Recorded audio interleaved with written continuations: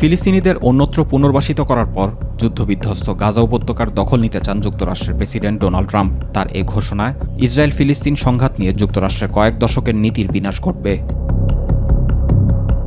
যুক্তরাষ্ট্র সফররত ইসরায়েলের প্রধানমন্ত্রী বেনিয়ামিন নেতানিয়াহুর সঙ্গে মঙ্গলবার এক যৌথ সংবাদ সম্মেলনে ট্রাম্প এ পরিকল্পনার ঘোষণা দেন।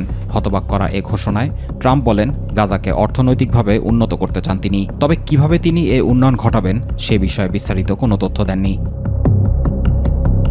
এদিকে সংবাদমাধ্যম রয়টার্সের বরাদ্দে জানা যায়, ট্রাম্পের এক মন্তব্যে ফিলিস্তিন ইস্যুতে সৌদি আরবের কোনো দাবি নেই বলে ইঙ্গিত দেয়া হলে বুধবার যুবরাজের বক্তব্য দিয়ে প্রতিবাদ জানায় রিয়াদ।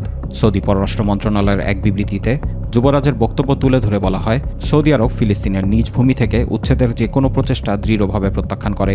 ফিলিস্তিন ইস্যুতে সৌদি আরবের অবস্থান আপোষহীন এবং এ নিয়ে কোনো সমঝোতার সুযোগ নেই।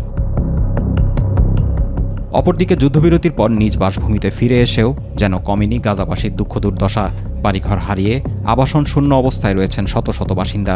এছাড়াও দেখা দিয়েছে পরিষ্কার পানি ও মজুদ খাদ্যের সংকট। অল্প কিছু রুটি পাবার আশায় ঘণ্টার পর ঘণ্টা লাইনে দাঁড়িয়ে থাকতে হচ্ছে তাদের। এমনই চিত্রের দেখা মিলল গাজার উত্তরাঞ্চলে বলে জানিয়েছে বিভিন্ন বিদেশি সংবাদ মাধ্যম।